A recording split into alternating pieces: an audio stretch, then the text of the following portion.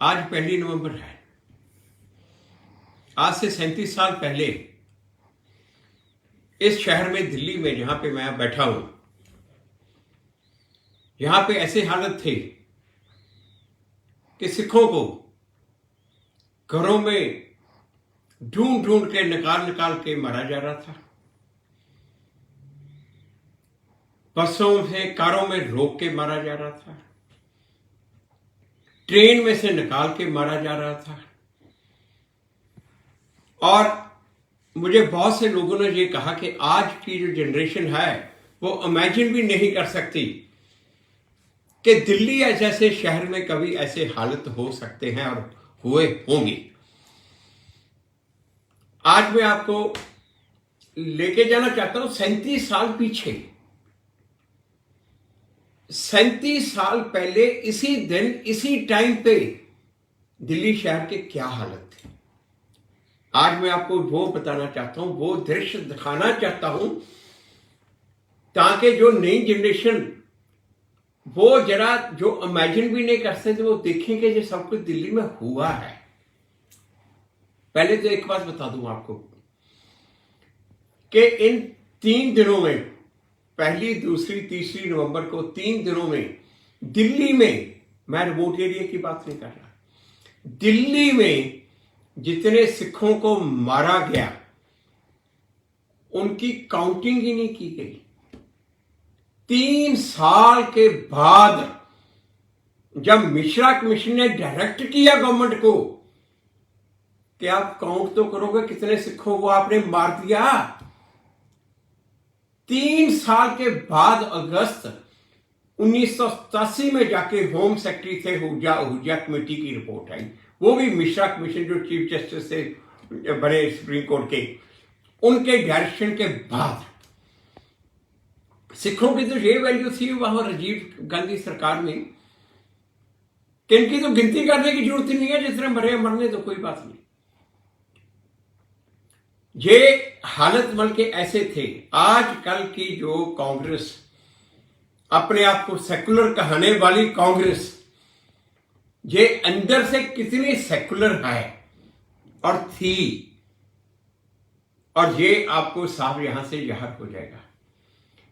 ये पहले ये स्टेटमेंट आई 1 महीने के बाद, तकरीबन नवंबर में होम सेक्रेटरी की ये स्टेटमेंट आई, होम मिनिस्टर की स्टेटमेंट आई कि सारे इंडिया में 650 सिखों को मारा है, सारे इंडिया में चले। 1 महीने के बाद ये 650 का फिक्र दे रहे हैं। उसके बाद जाके मिश्रा कमीशन जब अपॉइंट हुआ, मिश्रा कमीशन के आगे पुलिस ने आके फिगर दी। 1 साल के बाद पुलिस ने फिगर दी 1419 सिखों को मारा है। 1 साल के बाद पुलिस ने फिगर दी। तो हमने अपनी जो इंफॉर्मेशन इकट्ठी की सब जगह से, तो हमने मिश्रा कमीशन जो अपॉइंट हुआ था, मिश्रा कमीशन में हमने अपनी रिपोर्ट फाइल की, और जिस रिपोर्ट में हमने 3870 सिखों के नाम दिए कि ये 3870 सिखों को मारा है दिल्ली में। तो उसके बाद मिश्रा कमीशन ने डायरेक्ट किया इनको कि आप अपनी फिगर नहीं दे सकते, इनकी लिस्ट को वेरीफाई करो। तो ये उसके बाद ये आहूजा कमेटी बनी। अगस्त जाके अगस्त 1987, 3 साल के बाद ये गवर्नमेंट ये फिगर लेके सामने आई कि 2733 की फिगर गवर्नमेंट लेके आई, जो कि फिगर कंप्लीट नहीं थी, क्योंकि बीच में से बहुत से ऐसे लोग थे जिनको इन्होंने माना ही नहीं, जिन्होंने, पर गवर्नमेंट की फिगर ये आई। बल्कि ये हालत ये उस टाइम राजीव गांधी की सरकार की, अगर जो मर गए तो मर गए, भूल जाओ, बात ही ना करो, उनकी ये हालत थी। और अब मैं जाता हूं वहीं 1 नवंबर और 31 अक्टूबर, ये जो दिल्ली में ये जो शुरू हुआ, तब के से मैं आता हूं। 31 अक्टूबर को दिल्ली में बिल्कुल शांति थी शाम तक। 31 अक्टूबर को कलकत्ता में राजीव गांधी था। राजीव गांधी जब वहां से निकले तो कलकत्ता में दोपहर के टाइम पे, 31 अक्टूबर को दोपहर के बाद, वहां पे ऑब्वियसली इसने इंस्ट्रक्शन दी होंगी, इसकी इंस्ट्रक्शन पे वहाँ पे ये वायलेंस शुरू हो गई, वहाँ पे हिंसा शुरू हो गई। तो ज्योति बासु वहाँ के चीफ मिनिस्टर थे, शाम तक उन्होंने कैलकाटा को कंट्रोल कर लिया। उसके बाद कैलकाटा में थोड़ा सा बर्धमान में हुआ, आसनसोल में हुआ, वेस्ट बंगाल में, जो कि वेस्ट बंगाल एक बहुत ही वोलाटाइल स्टेट है, बहुत वोलाटाइल है, वहां पे वायलेंस बड़ी जल्दी फैलती है, मगर उसके बाद वहां पे कुछ नहीं हुआ। दिल्ली एक बहुत ही शांत शहर है। दिल्ली में एक तरह से कोई भी चीज भड़काने के लिए, वायलेंस को भड़काने के लिए बहुत कोशिश करनी पड़ती है, इतने आराम से नहीं होता।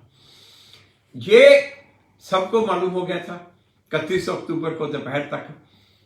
ये पेपर्स के, न्यूज़पेपर के एडिशन भी स्पेशल आ गए थे उन दिनों में। टीवी तो सिर्फ एक होता था, दूरदर्शन, रेडियो भी सिर्फ एक होता था, ऑल इंडिया रेडियो। न्यूज़पेपर जो मेन थे वो निकलते थे, वो सुबह के टाइम पे, कोई टेलीफोन नहीं होता था, कुछ नहीं होता था। एक इवनिंग न्यूज़पेपर निकलता था, शाम को 4 बजे के करीब आता था। तो ये न्यूज़पेपर ने अपने स्पेशल एडिशन शाम को निकाले और वहां पे उन्होंने कहा कि इंदिरा गांधी इज नो मोर। तो ये तकरीबन दोपहर के टाइम पे 2-2:30 बजे के करीब ये ऑल इंडिया रेडियो ने भी कह दिया और जो दूरदर्शन टीवी में भी, और सबको मालूम हो गया था। मगर शाम तक वहां पे दिल्ली में कोई हिंसा नहीं थी। जो सिख थे वो घूम रहे थे, सड़कों पे घूम रहे थे, और दिल्ली में ज्यादातर सिख कांग्रेस के सपोर्टर थे, और ज्यादातर सिखों के एरिया में बहुत ज्यादा एक तरह से मायूसी थी ये कि ये जो इंदिरा गांधी की डेथ हो गई है कई एरियो में। तो ये यहाँ पे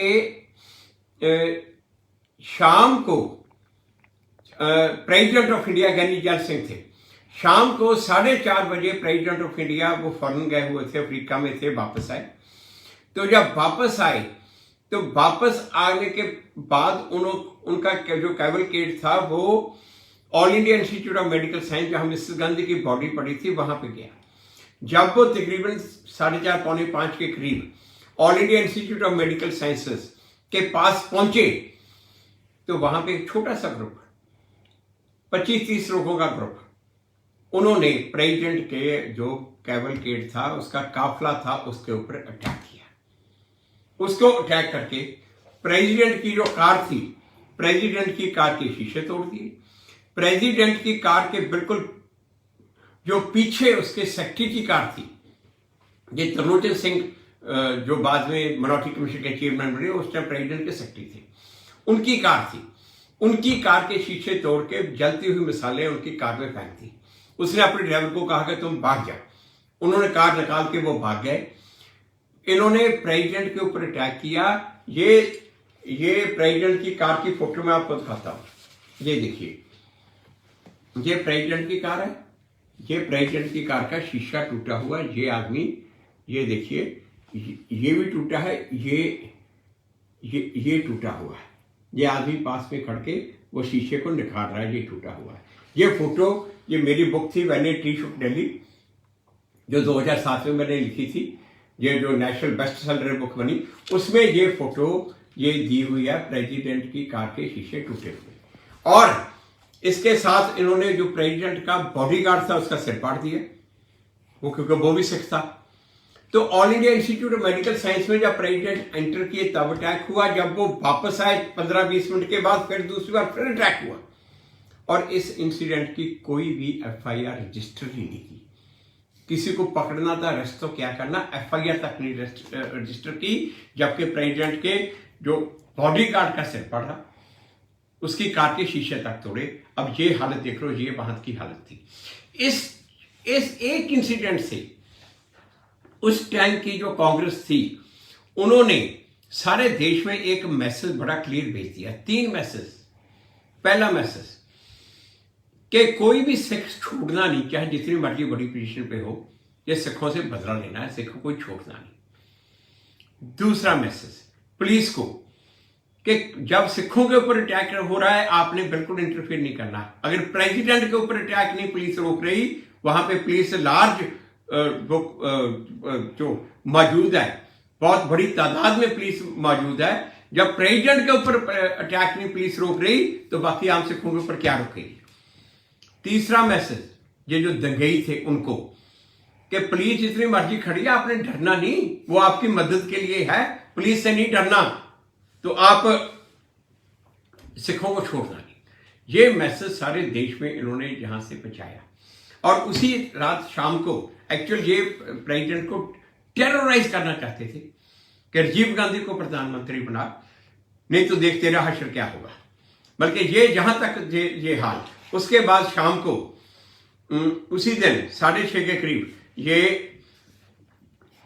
राजीव गांधी को पोत दी गई। ये वहां की फोटो है प्रेसिडेंट हाउस की।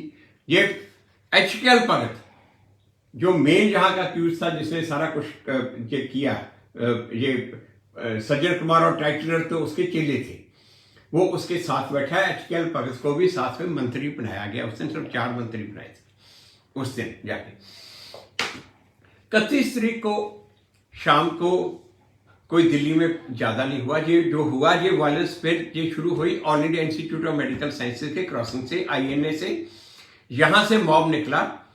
ये मॉब अर्जुन दास जो काउंसलर था कांग्रेस का, उसका ब्रदर, और वो इस मॉब को लीड कर रहा था। बाद में मिलिटेंट्स ने अर्जुन दास को मार दिया, मारा भी था इसीलिए क्योंकि वो मॉब को लीड कर रहा था। तो ये जो वो मॉब ने वहां से निकला, एक मॉब निकला ये साउथ एक्सटेंशन डिफेंस कॉलोनी की तरफ, दूसरा मॉब निकला पृथ्वीराज रोड की तरफ, तीसरा मॉब निकला सफदर एनक्लेव की तरफ। तो उसी मॉब ने आगे लगाई। दिल्ली में बाकी ज्यादा नहीं हुआ, सब्जी मंडी में हुआ, जहां एक स्कूल बस्ती वो ट्रांस जमुना में थोड़ा सा, बहुत थोड़ा कम हुआ।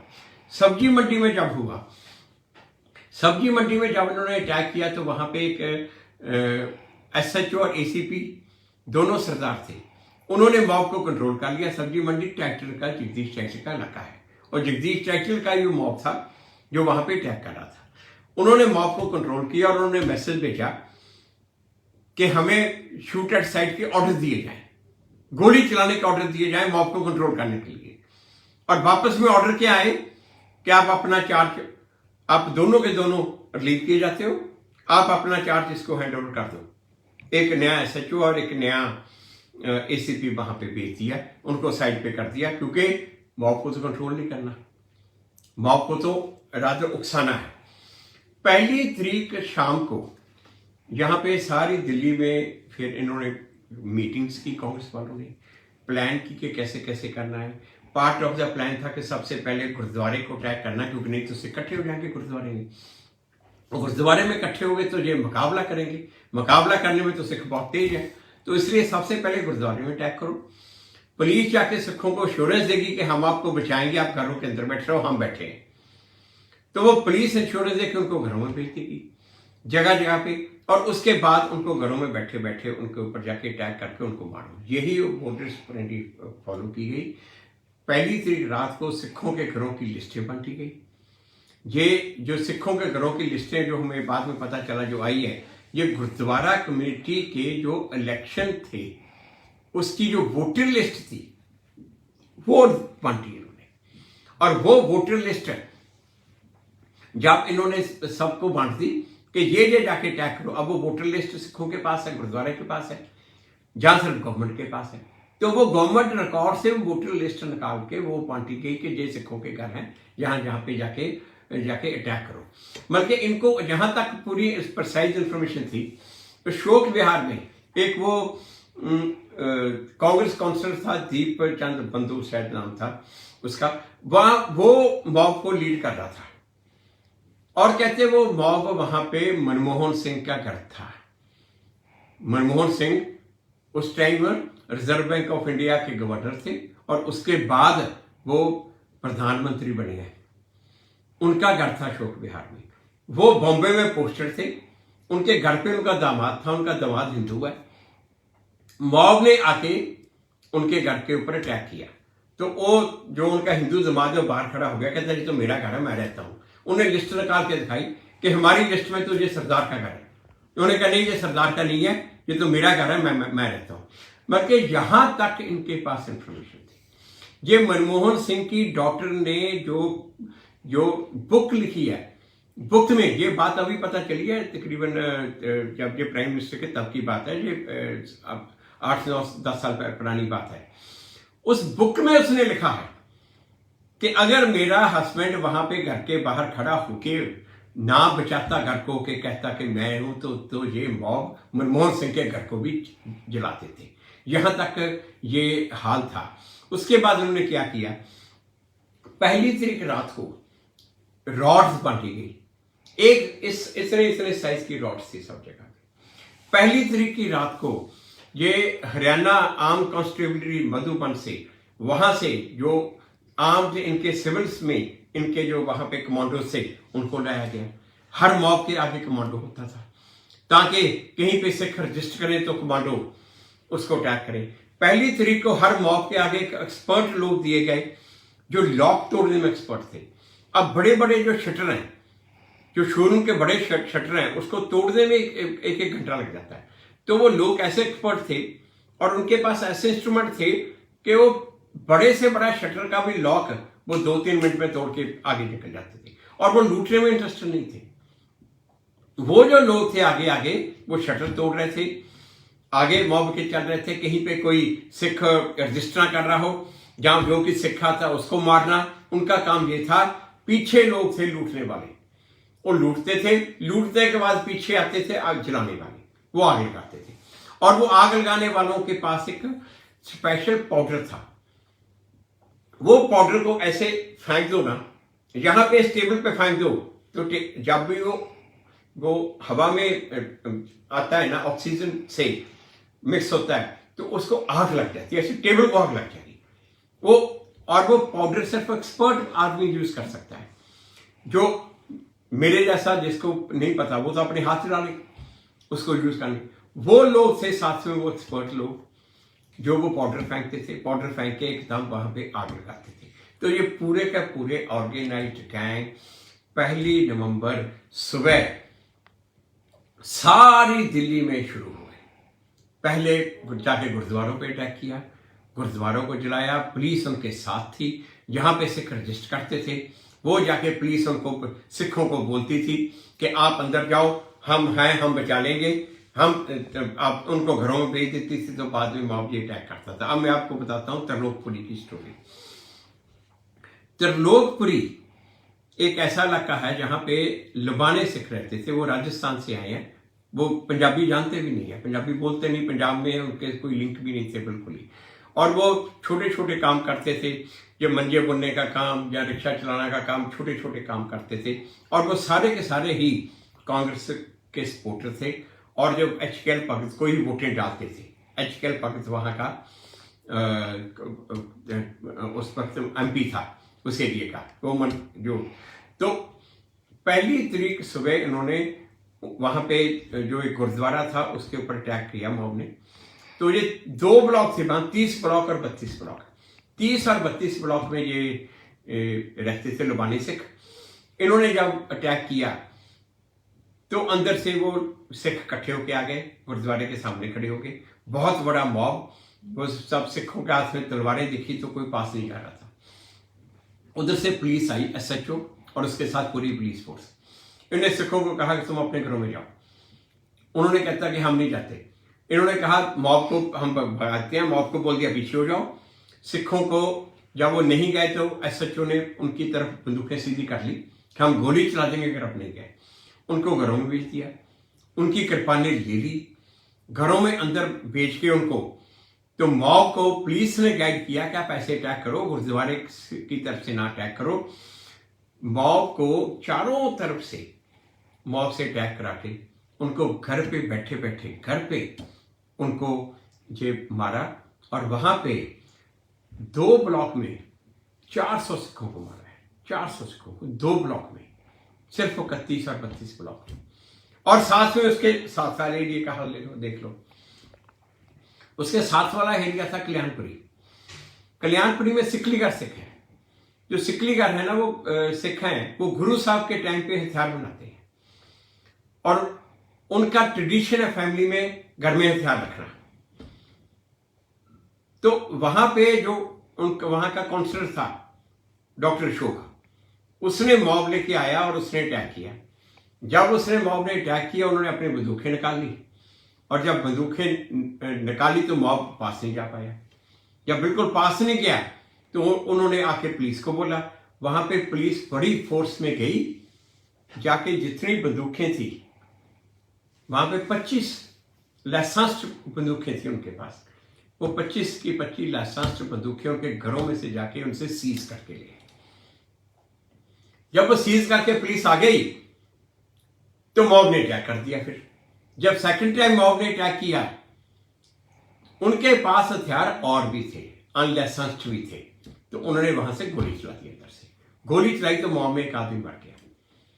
वो एक आदमी मॉब में मरा, जो अटैक कर रहा है वो मरा, और उसको लेके इतना हंगामा हुआ सारी कांग्रेस में, पूरी की पूरी कांग्रेस हिल गई, सरकार हिल गई, डीसीपी वहां पहुंच गया, बड़ी 2 ट्रक पुलिस के लेके वहां पे पहुंच गया।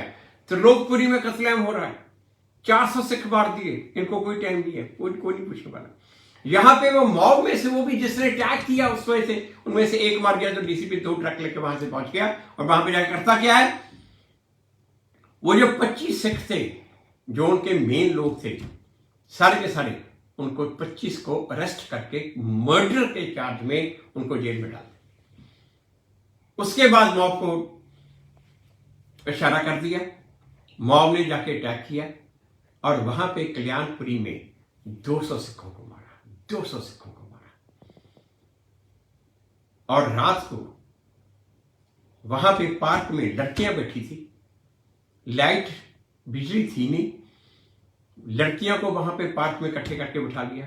रात को ये लालटेन और टॉर्चेस लेके आते थे, जो लड़की अच्छी लगती थी उसको ले जाते थे। ये वाला हाल।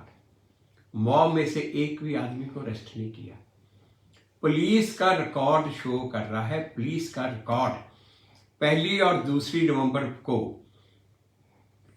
पूरी ईस्ट दिल्ली में, पूरी ईस्ट दिल्ली, यहां पे कल्याणपुर 26 लोगों को टोटल अरेस्ट किया पूरी ईस्ट दिल्ली में, और उनमें से 25 के सिख थे जो कल्याणपुरी से थे। जो एक 26वां था वो भी सिख था, राम सिंह था उसका नाम। उसके घर पे अटैक कर रहा था, वो अपने घर से बैठ के अपनी बंदूक से अपनी फैमिली को डिफेंड कर रहा था, 26 लोगों था।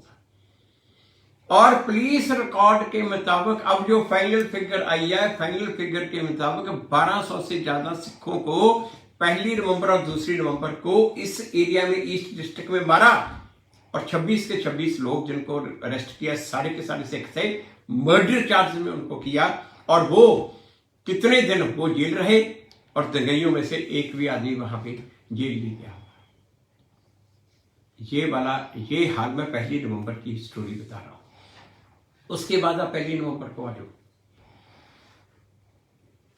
एक बल्कि इन्होंने फिर, हमारे पास ये एविडेंस है, हमने ये एविडेंस ले किया है कि पुलिस कंट्रोल रूम में एक पुलिस इंस्पेक्टर बैठा था, उसने आके हमें एविडेंस बताया कि पुलिस कंट्रोल रूम में कोई फोन आता था जहां सिखों को मार रहे हैं, लॉज नहीं करना, रिकॉर्ड ही नहीं करना, कोई रिकॉर्ड नहीं करना, लॉग बुक पे रिकॉर्ड नहीं करना। जहां पे मैसेज आता था, जहां पे सिख अपने घर से बैठ के अपने आप को डिफेंड कर रहा है, उसी वक्त रिकॉर्ड करो, ऊपर भेजो, और बड़ी फोर्स में पुलिस वहां पे पहुंच जाती थी। सारी दिल्ली में यही हुआ। अब मैं स्टोरी आपको सुनाता हूं पटेल नगर, जो करोल बाग के साथ है, दिल्ली में, बिल्कुल दिल्ली के बीच में है। वहां पे एक ये ग्रुप कैप्टन मोहनवीर सिंह तलवार थे। ये आर्मी का रैंक है, ये कर्नल के इक्विवेलेंट होते हैं, सॉरी एयरफोर्स का रैंक है। ग्रुप कैप्टन एयरफोर्स के ऑफिसर थे, और ये आर्मी के कर्नल के इक्विवेलेंट होता है ये ग्रुप कैप्टन का जो रैंक है। तो वो मोहनवीर सिंह तलवार परमवीर चक्र विनर थे, महावीर चक्र विनर थे। उनको महावीर चक्र, परमवीर से के साथ होता है महावीर चक्र, महावीर चक्र उनको मिला हुआ था, क्योंकि उन्होंने 71 की वार में जो उन्होंने सियालकोट एयरपोर्ट पे अटैक किया था, और आगरा का एयरपोर्ट उसने बचाया था। वो जो फौजी वो जो फाइटर पायलट जिसने देश के लिए इतना किया कि उसको महावीर चक्र मिला, जब 1 नवंबर को ये कांग्रेस के गुंडों ने आके उसके घर के ऊपर अटैक किया, उसने पुलिस को लगातार फोन करता रहा, पुलिस आई नहीं, उसके ग्राउंड फ्लोर को आग लगा दी, वो फर्स्ट फ्लोर पे चले गए। तो अपने बच्चों को बचाने के लिए उसके लिए पास और कोई ऑप्शन नहीं थी, उसके पास लाइसेंस गन थी, उसने अपने गन से गोली चलानी शुरू कर दी ताकि कोई पास ना आए। तो यहां पे मैसेज चला गया ऊपर तक कि ये एक सिख गोली चला रहा है अपने घर से। तो वहां पे 2 ट्रक सीआरपीएफ के, 2 ट्रक पुलिस के, वहां का डीसीपी, एडिशनल कमिश्नर, और ये लॉग बुक, ये रिपोर्ट में आता है, गवर्नमेंट रिकॉर्ड में आता है, कमिश्नर को इन्होंने बुलाया था होम मिनिस्ट्री में। कमिश्नर होम मिनिस्ट्री में मीटिंग के लिए जा रहा था, तो रास्ते में कमिश्नर ने कहा है कि मुझे बीच में खबर मिली कि यहां पटेल नगर में एक सिख घर से गोली चला रहा है। तो वो होम मिनिस्ट्री की मीटिंग को छोड़ के होम मिनिस्टर को बोल के कि मैं पहले तुम्हारा काम वहां करके आता हूं, वो होम मिनिस्ट्री की मीटिंग को छोड़ के वहां पुलिस कमिश्नर खुद पहुंच गया। और वहां पे पहुंच के किया क्या, वो जो ग्रुप कैप्टन मोहनवीर सिंह तलवार को गिरफ्तार किया, मर्डर चार्जेस में उसको अंदर किया, और वो 1 महीना जेल में रहा। और जेल में इतना बुरा हाल कहते उसका किया, पूछो नहीं। और जब वो एसएचओ वहां का आया नानावती कमिश्नर के आगे, तो मैंने इसको कहा कि आपने मॉब, जब तो आप गए वहां पे मॉब था, कहता था। तो आप, मैंने कहा मॉब में से किसको अरेस्ट किया, किसको अरेस्ट नहीं किया, मैं क्यों नहीं किया, कहता वी वर आउट नंबर्ड। अब ये देखो, अकेला वो ग्रुप कैप्टन तलवार, अकेला सिख, वो मॉब के लिए एनफ है। 2000 का मॉब था, मॉब के लिए एक ही एनफ है, मॉब पास नहीं लग रहा। पुलिस जाके उसको अरेस्ट करती है, उसको जेल में डालती है। 2 ट्रक सीआरपीएफ के, 2 ट्रक पुलिस के, वो मॉब के लिए वो कहते we were out number, we were not enough. एक भी आदमी मॉब को में से अरेस्ट नहीं किया, बल्कि राइट टू डिफेंस सिखों से इन्होंने छीन लिया था कि सिखों को कोई अपने आप को डिफेंड करने का भी राइट नहीं है। यही जो हालत है, ये मैं बता रहा हूं, इस टाइम तक वो तकरीबन यही टाइम था दोपहर का जब ये कुछ हो रहा था। और ये जगह जगह की, दिल्ली में हर इलाके की यही स्टोरी बनती है, यही स्टोरी बनती है, हर एरिया में यही स्टोरी बनती है। तो अगर ये एलेबोरेट करके मैं आपको बताऊं तो ये तो कई घंटे में भी ये कंप्लीट नहीं होगा। ये मैं आपको एक ओवरव्यू दे रहा हूं कि 1 नवंबर को इस टाइम दिल्ली में क्या हाल था। दिल्ली के हर एरिया में इस टाइम तक 1 नवंबर 1984, इस टाइम तक हर एरिया में मॉब पूरी तरह से घूम रहा था। हर मॉब के साथ पुलिस वाले थे, हर मॉब को पुलिस वाले, जहां पे कोई सिख रजिस्टर करता था, पुलिस आगे आके सिख को अरेस्ट करती थी, और जाके घरों घरों में जा जाके सिखों को निकाल रहे थे, सिखों को मारना। चुके इन्होंने तकरीबन पहले रजिस्टेंस खत्म करके, लूट मूट करके, ये 10-11 बजे मारना भी शुरू कर दिया। और वो पाउडर ऊपर फेंकते थे, जला हुआ टायर गले में डालते थे, डाल के पूरी की पूरी बॉडी जल जाए, ये हाल करते थे। ये दिखाता हूं आपको, ये देखिए, ये रेलवे स्टेशन की photo, new Delhi railway station पे सिखों की बॉडीज पड़ी है। ये है हालत, ये बॉडीज का हालत, जली हुई बॉडीज के सिर्फ टांगे और पैर ये बचे हैं, ये हाल था। और ये मैं आपको दिखाता हूं, ये 31 अक्टूबर शाम को ये पीछे एक बस में से निकाल के एक सरदार को, बेचारे उसके हाथ में सब्जी है, ये सब्जी का लिफाफा है सरदार जी के हाथ में, उसको बस में से निकाल के उसको ये मारते हुए शरिया। और यहां मैं आपको दिखाता हूं, ये देखिए,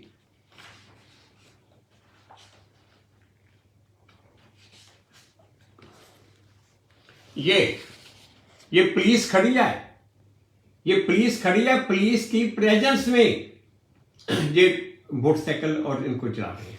ये इतनी तादाद में ये पुलिस घूम रही है, इतनी तलाश में पुलिस जहां पे घूम रही है। ये INA की फोटो है, 31 अक्टूबर की फोटो है। इतनी तादाद में पुलिस घूम रही है और पुलिस की प्रेजेंस में ये सब कुछ हो रहा है। दिल्ली का कनॉट प्लेस का एरिया तो सबने सुना ही होगा। कनॉट प्लेस दिल्ली का जैसे दिल है कनॉट प्लेस, ये हाल कनॉट प्लेस का है। मरीना होटल दिल्ली का बहुत मशहूर होटल है, पुराना होटल है। ये मरीना होटल के आग लगाई हुई, ये देखो, ये कनॉट प्लेस का एरिया है। ये कनॉट प्लेस के साथ लगता पहाड़गंज का एरिया है। ये पहाड़गंज में सानी पेंट ये शॉप का नाम था। ये वहां पे आग लगाई हुई। ये 2 भाई थे, ये शानी पेंट वाले। ये इनकी शॉप बंद थी। 1 नवंबर को सुबह इन्होंने कहा कि कैश पड़ा है, हम निकाल लें। वो कैश निकालने के लिए आए, उधर से मॉब ने अटैक कर दिया। और जब मॉब ने अटैक किया, उन्होंने शटर बंद कर दिया। उनका शटर इतना स्ट्रांग था कि शटर टूट नहीं रहा था। तो इन्होंने क्या किया, पुलिस वाले साथ, पुलिस वालों ने खुद उनको, ये पड़ी है एक रेडी, इस रेडी के ऊपर ना लुक के वहां पे ये जो रोड बन रही थी, वहां से ये कार्टून ये लेके टारकोल वो लेके उससे उसको आग लगा के और वहां पे पेंट के आग लगा के रेडी से अंदर फेंका, क्योंकि उनके पास रिवॉल्वर था। वो अपने रिवॉल्वर से अंदर से गोली चला रहे थे, वो पास नहीं जा रहा था। तो ये वो जलते हुए वो ड्रम उनके फेंके ये, और उन भाइयों को अंदर ही चला दिया वहां पे। ये हाल, ये इस टाइम तक दिल्ली में पूरी तरह से इन्होंने रजिस्टर्स खत्म कर दी थी, पूरी तरह से आग लगी थी। सिर्फ एक एरिया था दिल्ली में, यहां पे ये रजिस्टर्स खत्म नहीं कर पाए, वहां पे वो एरिया बच गया। वो था जो कांग्रेस का MLA तरविंदर सिंह मारवा, उसका एरिया। ये आश्रम का एरिया है। यहां आश्रम के पास ये बाला साहब गुरुद्वारे की तरफ, इस तरफ ये हरिनगर आता है छोटा सा। तो वहां पे जब इन्होंने अटैक किया, तो वहां पे ये मारवा ने सिखों को इकट्ठा किया। सिखों को इकट्ठा करके उन्होंने गोली चलानी शुरू कर दी। जब गोली चलानी शुरू की, इन्होंने पास नहीं आने दिया। पुलिस ने जाके उनको बहुत कहा कि आप बंदूक दे दो, मगर तरविंदर मारवा को मेरे का पता था, उसने बंदूकें सरेंडर नहीं की। उधर से रेलवे लाइन से इन्होंने ट्रेन रोके, ट्रेन में से मथुरा में से जो लोगों को लेके आ रहे थे उनसे भी अटैक करवाया। उनसे जब अटैक करवाया तो इन्होंने उनको भी नहीं पास आने दिया। 2 नवंबर तक वहां पे अटैक लगातार चलता रहा। 2 नवंबर तक अंदर बैठे सिख अपने आप को डिफेंड करते रहे। 2 नवंबर को बाई चांस एक आर्मी का ट्रक आ गया और पुलिस वाले सिखों के ऊपर गोलियां चला रहे थे। आर्मी का ट्रक आ गया, उन्होंने आके वहां पे कैंप लगा के उनको बचाया। बाकी सभी जगह पे सिखों को इन्होंने धोखे से मारा, धोखा दे। पुलिस ने कहा कि हम आपको बचाएंगे और आप अंदर जाओ, उनको अंदर भेज दिया और बाद में उनसे उनके हथियार ले लिए और उनको निहत्ते करके मौत के हवाले कर दिया। ये मैं 1 नवंबर की स्टोरी बता रहा हूं आपको। अभी जो कुछ हुआ, जैसे जैसे हुआ 2 नवंबर का, वो कल को आपको पूरा 37 साल पहले 2 नवंबर 1984 की क्या सीन है, किस तरह से हुआ, ये मैं कल को आपको बताऊंगा 2 वाला। और 3 को क्या हुआ, ये मैं परसों आपको बताऊंगा। ये तीनों दिनों के कि कैसे कैसे क्या सीन था दिल्ली में, क्या हालत थी, ये मैं कोशिश करूंगा कि आपको ये डिस्क्राइब की जाए।